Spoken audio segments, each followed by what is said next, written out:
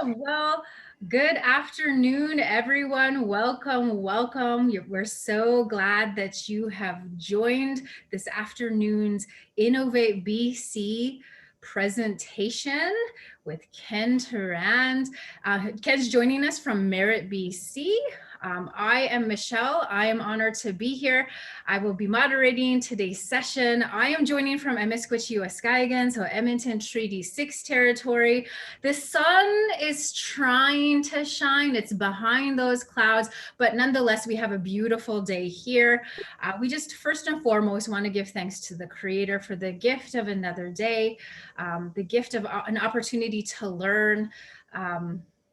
You know, all these gifts Creator has given to us, the gift of land, creation, water, community. We're in a community today. I realize it's not ideal, but it's still a virtual community. So we still have this opportunity to learn from one another. And the gifts of everything else, our ceremonies, our languages, the teachings. So we just want to press pause and give thanks to Creator for all the gifts that have been given to us. There's always something, even when that sun isn't shining, you know, even when we have those stormy moments in our lives, that there's always something to be grateful for. So we just give thanks to Creator, and we welcome you all. So this afternoon, there will be opportunity for any questions at the end, or even if you have questions throughout the presentation, feel free to use that chat box. I will definitely keep an eye on it. I think your questions, your comments, your stories are really, really important. So feel free to jump in on that chat box. And at the end, there will be time for you also to come on camera, to unmute yourself, to lend your voice that way. So this afternoon's presentation is cultivating a culture of integrity and accountability through board governance and strategic planning. So many of our Indigenous organizations are governed through a board of directors, strategic board governance, and the implementation of a well-developed strategic plan are necessary to ensure the organization remains true to its vision. And I've been part of many organizations with a board of directors, and it's vital. It's vital to be on top of that. So today's presentation will provide insight into the importance of having an effective and fully functioning board, a well-communicated strategic plan, and together how they can contribute to a healthy, effective, and accountable organization. So very important. So our presenter today, Ken, let me tell you, wealth of experience and education behind his belt. He is the president and chief executive officer of the Nicola Valley Institute of Technology since October 2010. He holds a Bachelor of Business Administration degree and a Master's of Arts degree in leadership and training. So he is passionate about Indigenous education, leadership, and governance. So he's been a part of many conferences and roundtables regarding Indigenous education and the unique role that NVIT plays in meeting the needs of Indigenous students and First Nations communities. So this gentleman is just very involved, bringing his knowledge, his wisdom to the table today. So we're really honored that you've carved a piece of your time, Ken, to be here with us this afternoon. So I am going to pass you the virtual mic. Welcome. Wonderful. Thank you very much, Michelle, and welcome everyone. I'm using some new technology that my Associate Vice President Finance has showed me how to do this. So the only downfall of doing this, of course, is I can't see your faces and reactions. So that's why I've asked Michelle to moderate that chat, and feel free to jump in at any time. I am excited to once again present on board governance and strategic planning. I presented a very similar presentation at the BC Links for Learning, and I have presented as well at numerous Cando conferences. And so those of you who've been to the Cando conferences will know me. I think I've only missed 2 or 3 over my 25 or 26 years. As Michelle mentioned, I am coming to you from the traditional territories of the Nlaka'pamux and Insilk peoples, and that is the Okanagan and Thompson folks from the Merritt Valley. And those of you who know about NVIT, we are located in Merritt and in Vancouver, and deliver education across the province. So just a little bit about today's presentation. I will do a quick introduction of myself and NVIT very quickly, get into strategic planning, the basics, get into the roles and responsibilities of being a board member, talk about the 7 skills of board governance and what it means to be board effective. And then if we have time, I will happily answer any questions that you may have.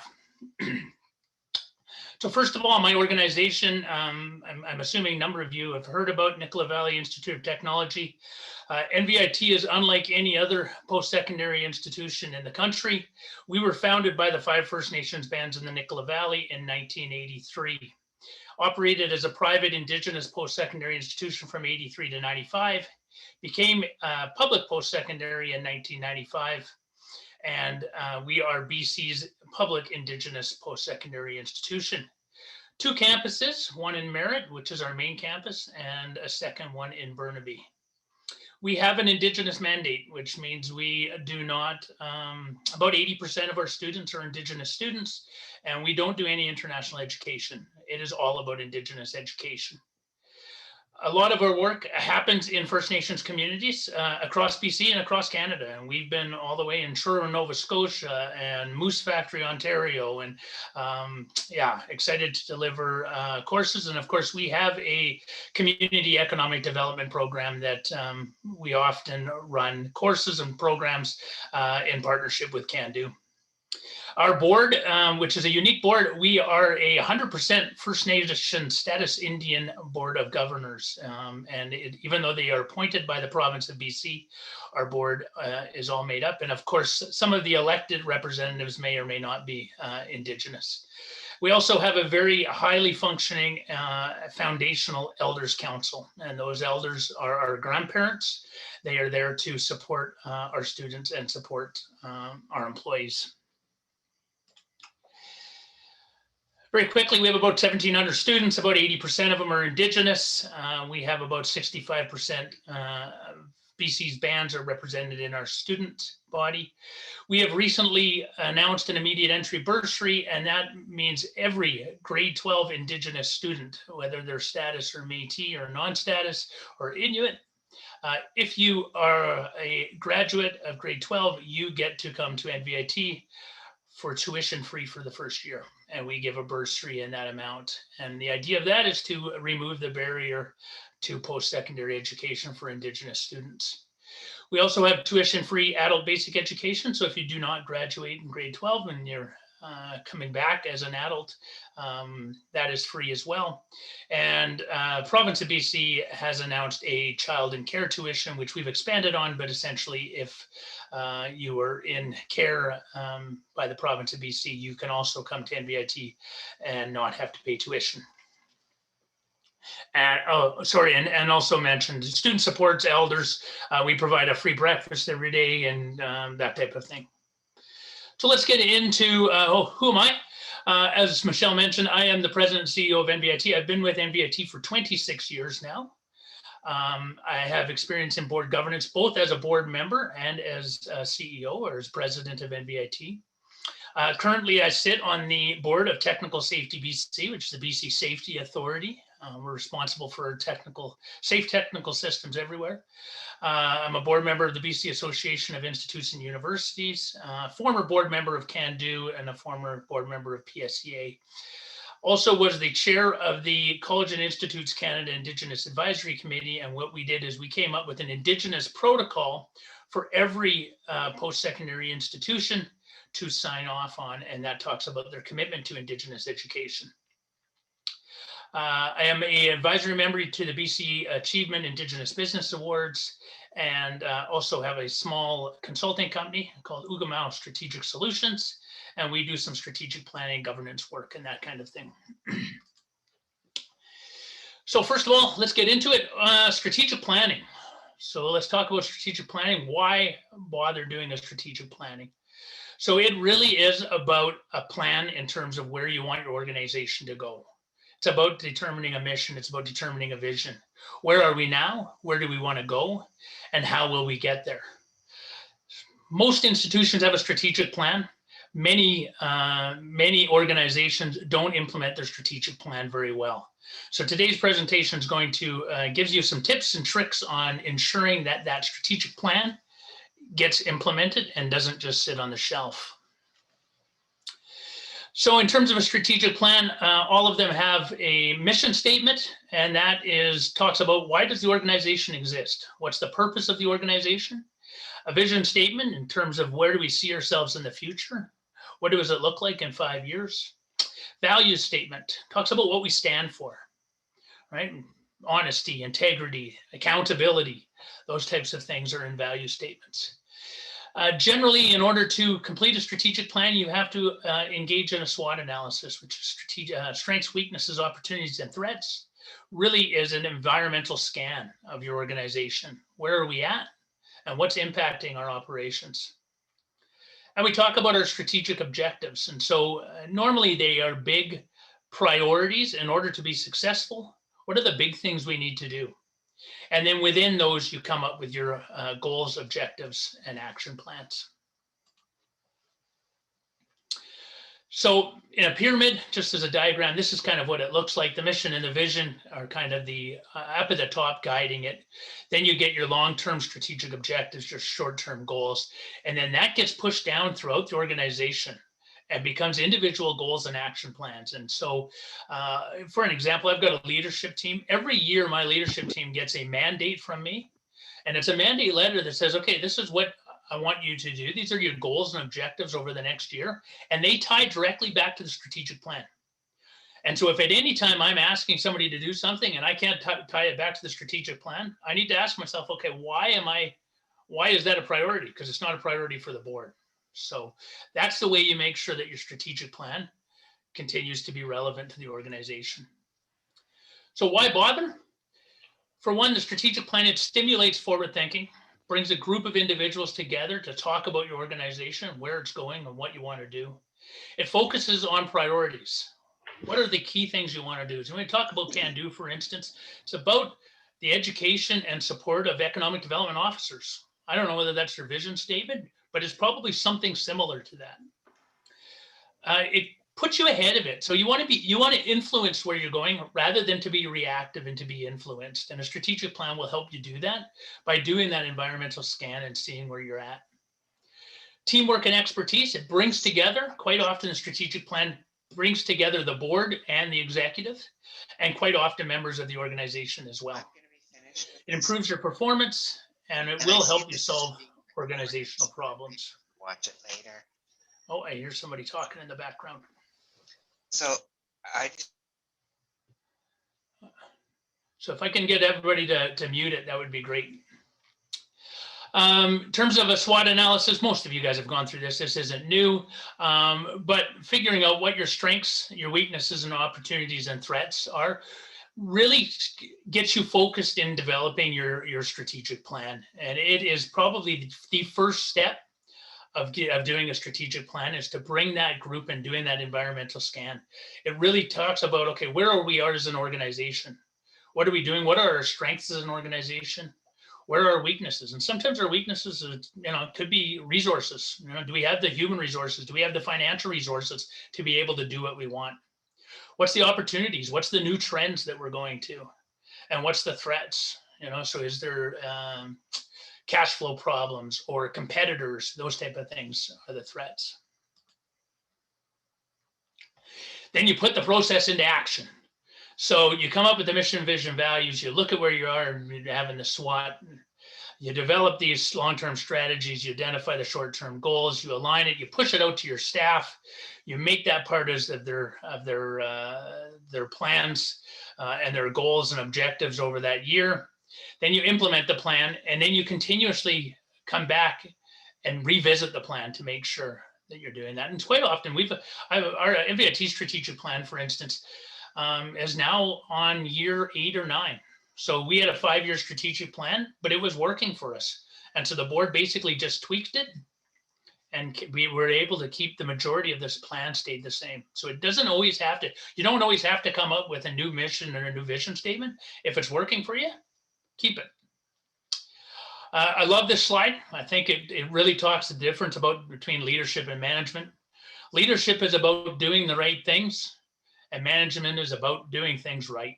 And I think it's a really effective way of talking about, in terms of board and executive, what that leadership does, and then what your middle managers kind of do.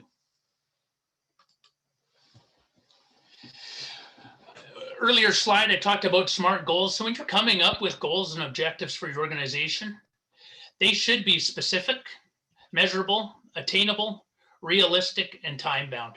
The worst thing you can do is to create a goal that's not achievable. Because, you know, if we were to, for example, for NVIT, if I was to come to say, okay, our goal is to get every Indigenous student to come to NVIT, well, it's not going to happen. We know that's not going to happen. So it shouldn't, you don't make that as a goal, because you'll never be able to reach it. At the same time, don't make the goals too easy as well. And if you're, you know, if you set your goals and achieve them right away, that doesn't really help you either. So they really need to be, put some thoughts into your strategic objectives and your goals around what the organization wants to achieve. The hardest part is implementing the plan. So many people put so resources into your strategic plan. You get this great strategic plan, you get it all fancy into a nice document, then it goes, sits on the shelf and nobody sees it for 5 years. And all of a sudden you revisit it, or you get a new executive director or CEO, and, oh, we need to do a new strategic plan. Implementation is ongoing. You need to have a champion of your strategic plan. So identify that planning cycle. When are you going to review it? We review ours annually, and ensure you have a strategy manager. And I like to, like I said, I like to call it a champion. My organization, I'm the champion. We don't do anything unless it links to the strategic plan. And I've basically told my team, if at any time I've asked you to do something and it doesn't link to strategic plan, you push back and say no. And I've also told the board the same thing. Right? If we're reporting on something that we're going to do or spending resources on, and you can't find it in the strategic plan, push back. Now, once in a while, that's not to say the plan can't pivot.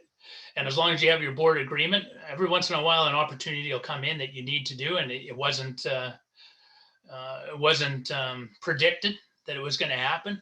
You need to be able to sometimes respond to that. But if that happens, you need to take that back to your board and say, hey, we've got a new opportunity. As I mentioned, it's ongoing. Every board meeting, I report back on our strategic plan. My president's report is broken up into our strategic objectives. I have key performance indicators as well that link directly back to the strategic plan. And the agenda on the board is directly linked back to the strategic plan. So that, you know, the way you do that, like I said, if you have a champion, your plan will not get put on a shelf and forgotten. It will be used and implemented throughout the organization every day, which is what you want. It needs to drive the organization. Very important to evaluate your plan. Track the progress through regular meetings, check-ins with your team. Make sure your objectives and goals. So every year we have a process where what did we achieve in terms of our goals and objectives?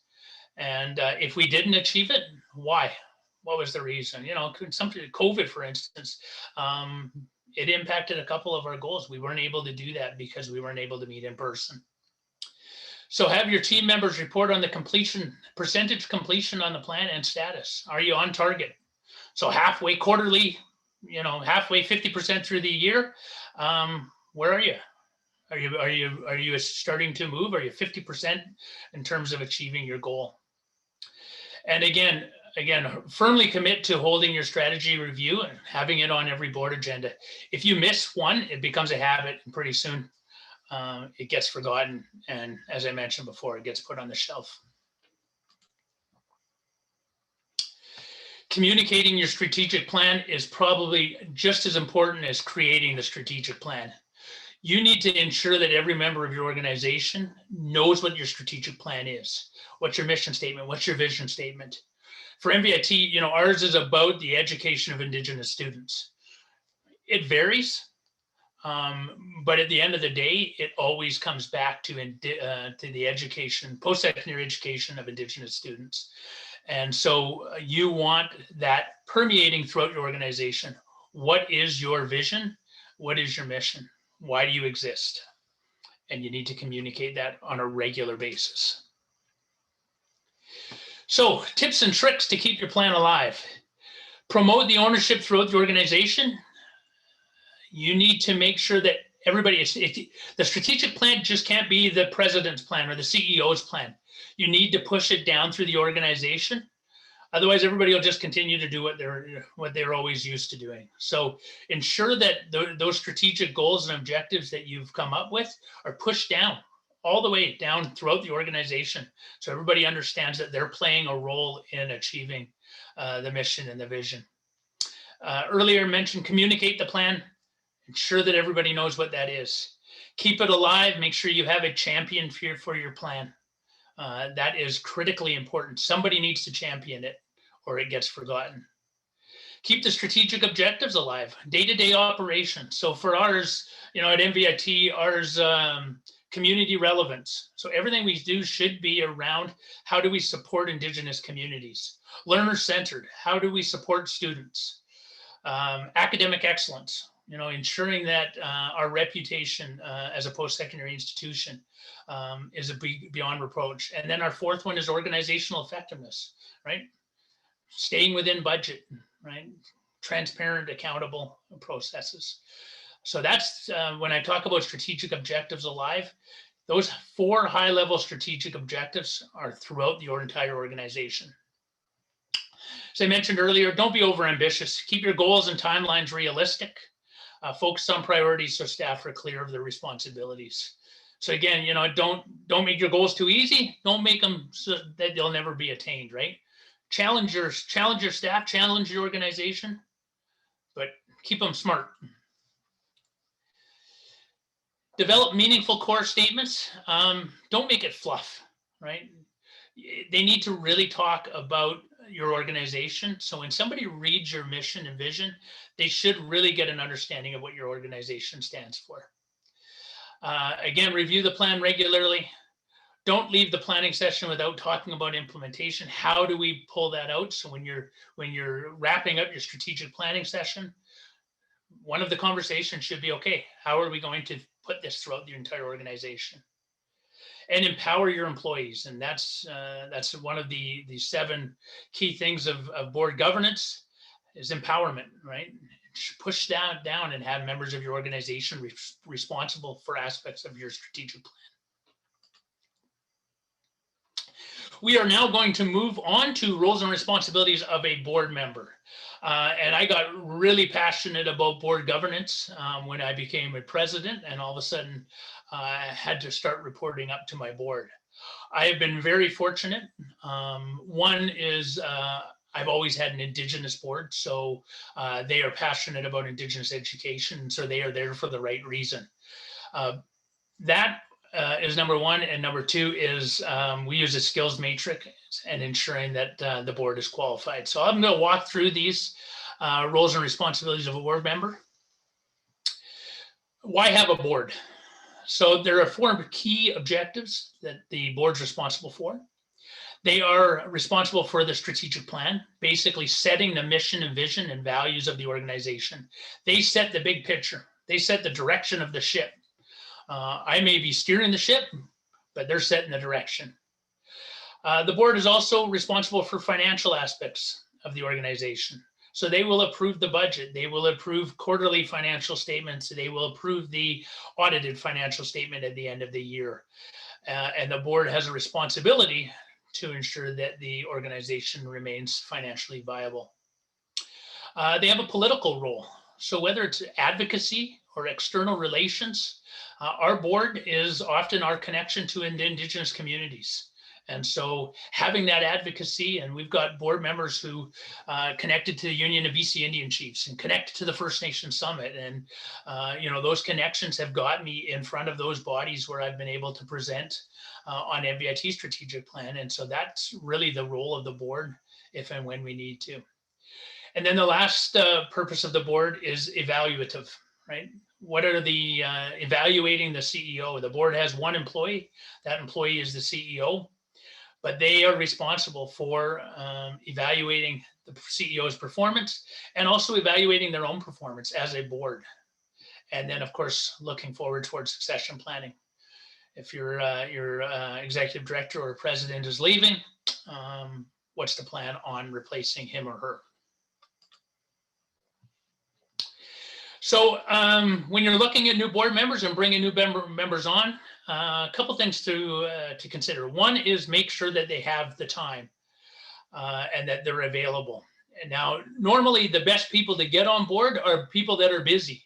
So it's always a little bit of a challenge because normally the best board members usually are sitting on 2 or 3 other boards. They're very involved in other organizations. And so sometimes they're kind of reluctant to sit on the board. So often you almost have to sell them on the organization and why they should be involved, but they need to be available. The last thing you need is to be sitting at a board meeting, wonder whether you're going to get a quorum or not. You want to make sure that your board members are available. Experienced board members, you know, and everybody, that's a little bit, you need a mixture. So everybody can't be a new board member. So you need to have a mixture, but at the same time, new board members bring some enthusiasm and perspectives that are important for a board as well. So having a mixture of skills and experience on the board is actually healthy. Full participation. We've probably all seen boards where some people don't talk. They're on the board and you never ever hear them saying anything. Then you've got other board members who basically dominate and talk too much. So it's a mixture, but you want full participation. You want an engaged board. Your board should be positive and constructive. They need to be passionate about your organization, but they should be a partner with your executive and your management team around what you're trying to achieve. They need to be open, willingness to listen, ethical, right? Everything you do, 100% transparency, 100% accountability. The board sets the culture of the organization. And so it is critical that the board is acting ethical. And we, at NVIT, we actually have them sign off on a code of conduct and ethical considerations that they need to sign every year. That's really, really important. Understanding that code of conduct, understanding what conflict of interest is, making sure that they're excusing themselves if they find themselves in a conflict of interest. And of course, the ability to make a tough decision. And it comes to, you know, laying off staff or canceling programs or making tough budget decisions. You need the board to make those decisions and you need board members to be able to do that. I mentioned earlier, use a skills matrix. For example, you know, as president of a post-secondary institution, the last thing I want on my board is educators. I don't want a whole bunch of educators. 1 or 2 is fine. But if I have a whole board of educators, I got a whole staff full of educators.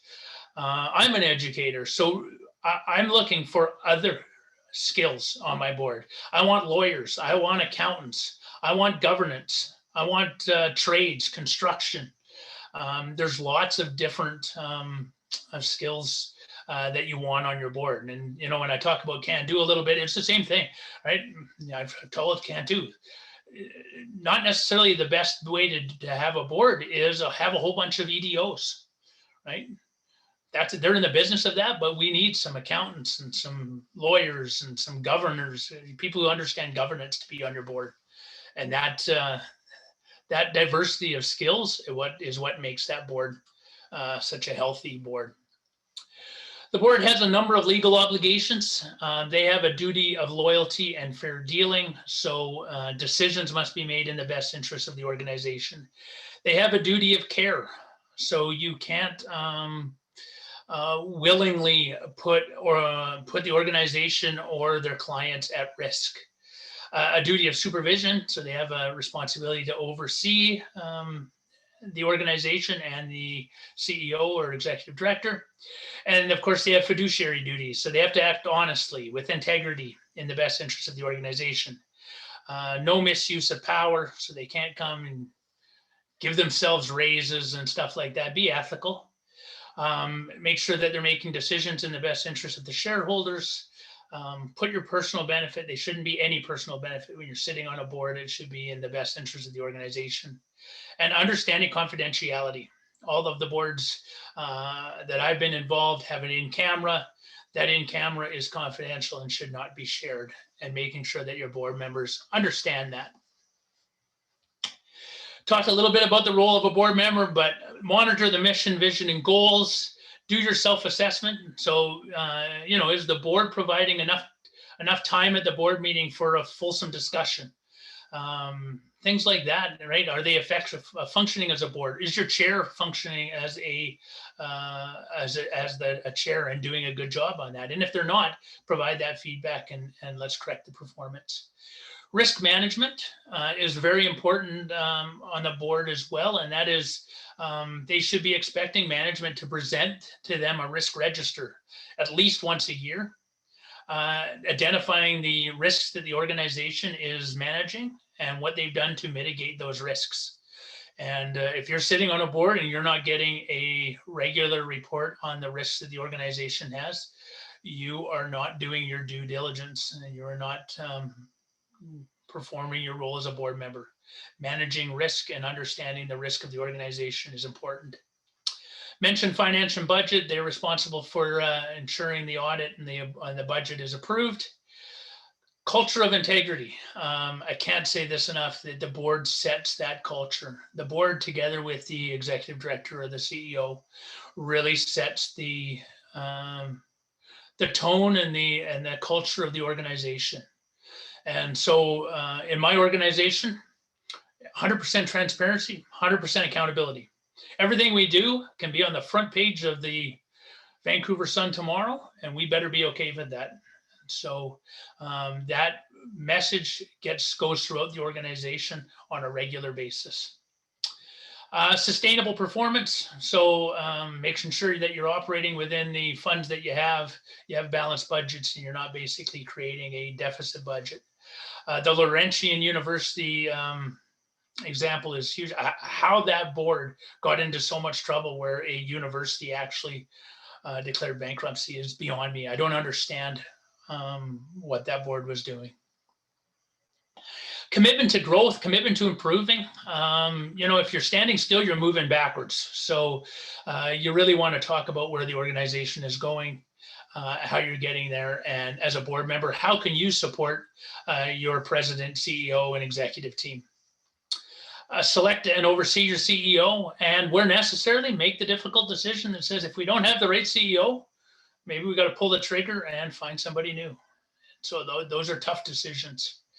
And again, external communications, usually there's board bylaws that will talk about if you end up getting in the media, who's going to be doing that discussions. And often it's the board chair that does that. Potential liabilities, of course, if your responsibility, any breach of your duty of care, your breach of your fiduciary duty, if you get into a conflict of interest. And for my board, I'm very clear, if we're entering into a contract with your band, you need to excuse yourself. So things like that, making sure that the board understands what conflict of interest is. Unethical, as I mentioned, financial indiscretions. Our organization, we do not buy any alcohol whatsoever, and we make sure that that is followed throughout the organization. We don't want to be one of those organizations where we get accused of using public funds to do that. Breach of confidentiality, of course, and we've had that before, where all of a sudden something that was in the in-camera comes to me from one of my staff members, and I don't understand how that got there, and then you have to do some digging. Employment law, understand employment law, WorkSafe BC, employment standards, things like that, making sure that your organization is abiding by those. And as long as the board is acting, doing their due diligence and acting in the best interests, they can rely on that if they end up getting into a potential lawsuit or a difficult situation. Now going to move in very high level. What are the 7 essential skills of governance? Very quickly, stewardship is number 1. That is the careful and responsible management of something entrusted into one's care. So for our board, preparation and commitment. You don't know how frustrating it is when you come to a board member and your board member says, oh, I didn't get the agenda. Okay, well, that means you didn't read the agenda, and that means you're not prepared for the board meeting. So making sure that you have engaged board members they're coming to the board meeting prepared and they are committed and engaged. Again, making decisions in the best interest of the organization and advocacy all falls under stewardship. Second one is empowerment, increasing the degree of autonomy and self-determination, acting on their own authority. Hire the right people. If you hire the right people and you've got the right people in your organization, the board can stay at 30,000 feet. If you have trust issues with the individuals running your organization, you're going to be down here at 300 feet because you're not going to trust that your management group is making the decisions that you want them to. So hire the right people, and that solves that problem. My opinion, I've got a very, very close relationship with my board chair, always do. It is tolerance and understanding. It is the good, the bad, and the ugly. For us, not every student is happy with the education they get at NVIT. The board can hear that, right? And the board should have an understanding that, especially during COVID, for instance, we went online. Sometimes that doesn't work for everybody. And some of our students weren't happy. Well, that's okay. We're going to learn from that. We're going to do better next time. But they need to have some tolerance and understanding. And lastly, allow the CEO to do their job. Back out of the operations, right? You're governors, not operations. And that's really important to understand the difference and making sure that your board understands the difference. Leadership, I mentioned already, creating that inspiring vision of the future that motivates and inspires people to engage with that vision. And we want that leadership from the board. Your board needs to be creating a vision for your organization and a mission statement for your organization that the entire organization kind of galvanizes around and really understands and is passionate about. Delegation, the assignment of responsibility and authority to another person. Again, as I mentioned, oversight, not operations. Sometimes you have to ask yourself, do we have the right CEO? And it is probably the most difficult challenge for a board. If you don't have the right person who's running your organization, pulling that trigger. I'll tell you a very quick story. I got nominated for a board quite a few years ago now and got selected. It was like an election. So I was nominated. I ended up getting selected on the board. I walked into the board, and the very first meeting, the motion was to dismiss the CEO. And of course, I was like, holy moly, what did I just walk into? So they provided me the background, and in the end, that's what the board decided to do, and it was the right decision. But I give kudos, and now I give props to that board for understanding that we don't have the right person who's going to take the organization where we want to. If you get that gut feeling often, sometimes you can kind of turn it around, but often if you're wondering whether you have the right person, you're probably better off to pull the trigger now than wait, because in 2, 3, 4 years, usually it's just exasperated and the problem has gotten bigger. Direction, provide directives on how to accomplish a task or goal. The board acts as one voice. Again, very important. I do not have individual board members phoning me, telling me to do this and that and pulling me in one direction or the other. If a board member has a suggestion, I will tell them to contact the chair and ask them to be put onto the agenda. It will be formed as a board motion, and if it gets passed, then I'll do it. But I will not start running around answering to individual board members. And they get that information in their board orientation. So I spend the time with the board and make sure that they understand that. And as I mentioned, the board determines the direction of the organization, where they are headed and where are we going. Accountability, the acknowledgement and assumption of responsibility for actions, decisions, and policies. Who is the board accountable to is a really, really good question. And often there are numerous stakeholders.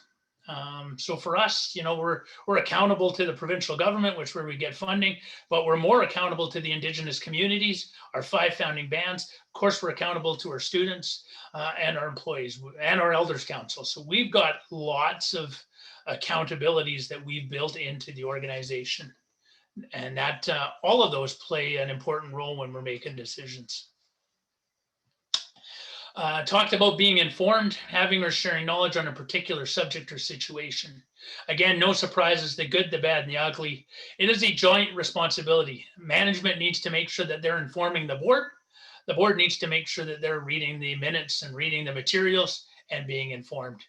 Sometimes the best way to do this is to create board subcommittees. And so at NVIT, we have 2. We have an audit risk management committee, that is our ARM committee. And they look after the financials and the risk register. And we also have an executive committee. And so my board meets 5 times a year, and the executive meets in between those months when the board's not meeting, and helps in terms of advising and what we, any decisions that need to be made in a quick manner. Moving now into section 4, talking about board effectiveness. Again, we talked about the strategic plan and the responsibilities, qualifications, and getting into governance. Talk about who's on your board. I talked about the skills matrix. Determine who's on your board. The way we do it, we actually have an expression of interest. So rather than us trying to coerce them, we actually have the people apply to us to be on the board. It works really, really well. And then the board kind of considers it. Our succession planning, we are always looking at who's going to be the next board member. And so we're constantly recruiting around who those are. And I have a list that I keep in my office of potential board members. There's probably 10 or 15 people on that list. Excuse me, so that when we have a vacancy on our board, we can pull that list out and see if one of those people that have been identified have the skills. In terms of board governance responsibilities, you will find legislation, board bylaws that speaks about board president relationships, spending limits, things like that. Media protocols, who speaks when.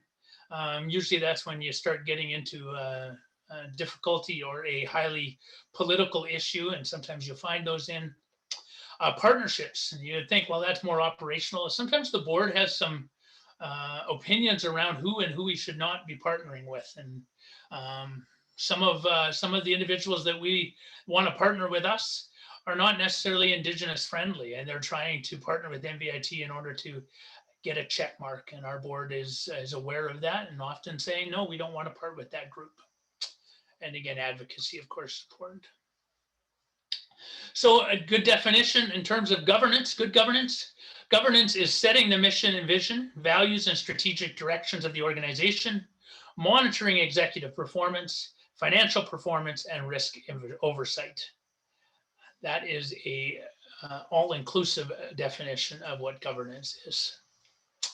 So when you're getting your board together and trying to recruit for the board, make sure that your directors are qualified, that they have the time and are available. They are not going to be rubber stamping board. They're going to actually ask some questions. They understand that they are not part of management, so they are going to be governing from 30,000 feet. They understand conflict of interest. There's no internal conflicts on the board, and the board discussion needs to be healthy. It shouldn't be adversarial, but you can challenge ideas. Make sure that they understand their obligations and that they want to see the organization grow. So how do you know when you have a good board? We want a competent, effective board with integrity, overseeing competent, effective management. That is the ultimate goal.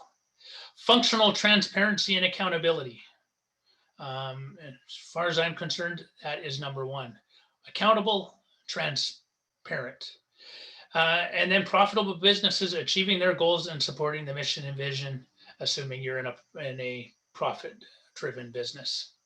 And the board should be asking questions. If the board's not asking management questions, then they're not doing their job. So in closing, the makeup of your board of directors plays a significant role in the success of the organization. If you have ever had a board that is not effective, you will know what I'm talking about. A board that is not functioning can basically grind your organization to a halt. So it really is important to make sure that you have the right board of directors for your organization. Making sure that members of your board and ultimately your entire board understand governance, 30,000 feet, and their role. And as I mentioned, every new board member I sit and give an orientation with, so they completely understand, what is their role as a board member, and also what are the hot buttons or the key issues that we're dealing with now. So when they come to that first board meeting, they are as up to speed as possible. The board sets the culture, ensure it is a culture of integrity and accountability. And lastly, spending the time on strategic planning and board governance training is worthwhile and will lead to a successful organization. With that, Michelle, I will come and answer any questions and go off of this so I can see everybody. Yes. Well, thank you so much, Ken. There is one question, and it was about getting the slides. Yes, you will get a copy of the slides, I believe. Yes, I can send that to you, or yeah, whoever reaches out to me, and or Elizabeth, one of you guys, just let me know, and I will. I'm happy to send the slide deck. Great. I mean, this was a very informative, educational, I would also say empowering presentation, good reminders. As somebody who sat on a couple of boards, and I'm part of some organizations that have that board of directors, the strategic plan is that guiding force and keeping that always in the forefront. And so I really appreciate today's presentation. Is there anybody who has any questions or comments? This is a good opportunity. So unmute yourself, feel free to use the chat box, but your questions and comments are welcome here.